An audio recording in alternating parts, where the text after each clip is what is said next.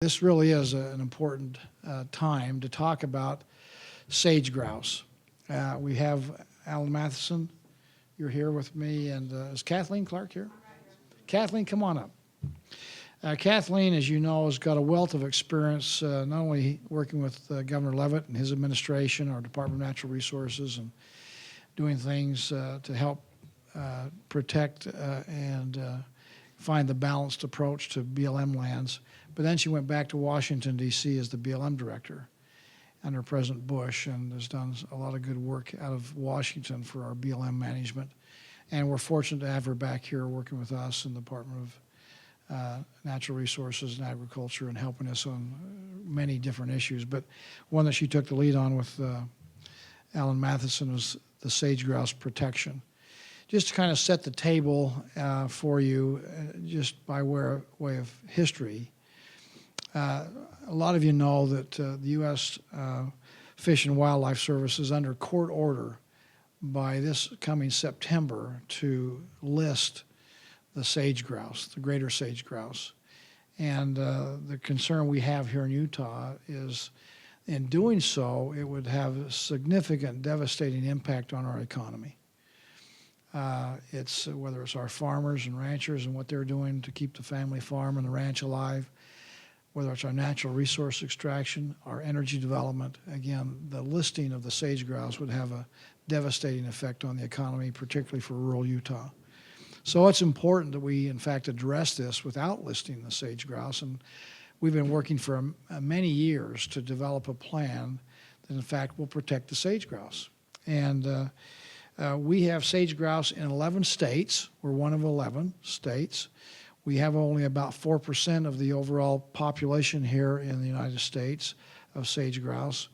But we are serious about protecting the sage grouse and making sure that not only are they protected, but their habitat, which in turn protects the sage grouse. We have demonstrated, I think, in our history that we want to be good stewards of the earth. From our early pioneer forefathers to the folks out there that are utilizing the public lands today, we want to make sure that we are good stewards of our lands and doing the right thing. And no exception to the greater sage grouse. We do care. I believe personally there's some out there that don't really care about the sage grouse, maybe use the sage grouse and the listing as a weapon to stop economic opportunity out there. We're trying to rise above some of the political agendas that somehow have out there and say that what can we do in a serious and thoughtful way to protect the greater sage grouse. And so for a number of years we've been putting together a plan and putting it in place, and the results from the sage grouse's perspective is really good. We have a growing population of sage grouse. We're able to protect 94% of the sage grouse habitat. So they're flourishing. And if you look back over the last number of years, you'll see that the population of the sage grouse is growing, growing, growing.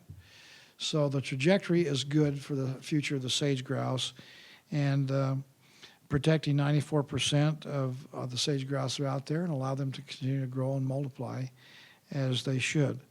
So the first year that we've had our plan in place, now we've in fact seen some remarkable trends, up to 40% increase in the sage grouse.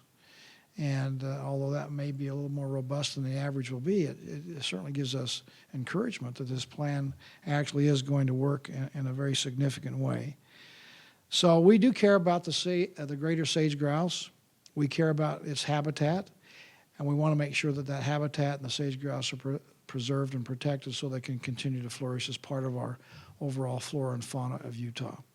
So with that, today I'm going to execute an executive order to complement what we're doing with our plan, but this executive order directs our state agencies to make sure that they minimize the impacts of their activities on the sage grouse, to make sure that they also consult with our Division of Wildlife Resources on decisions that could affect sage grouse habitat.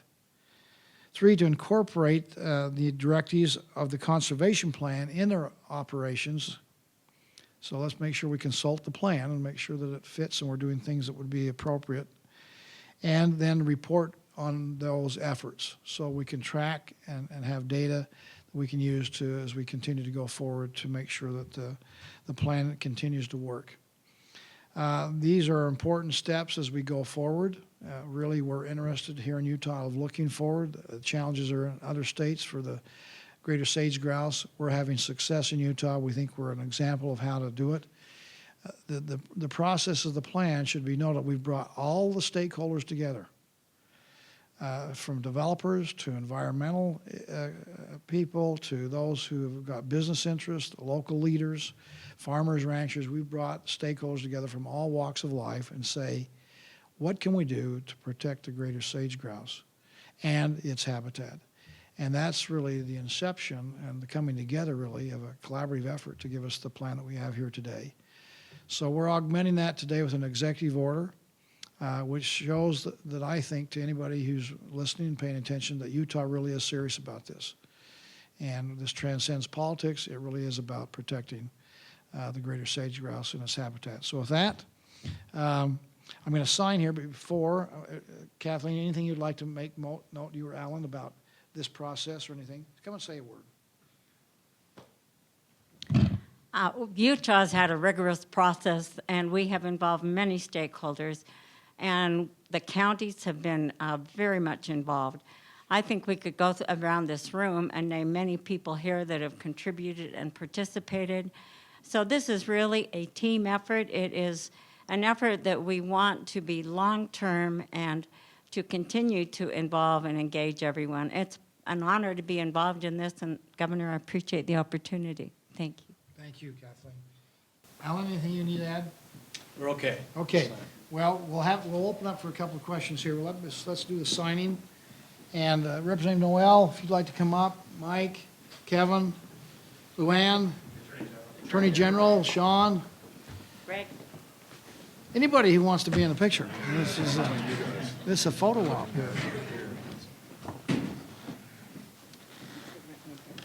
It's going to take me about 30 minutes to read this, so just make yourself comfortable.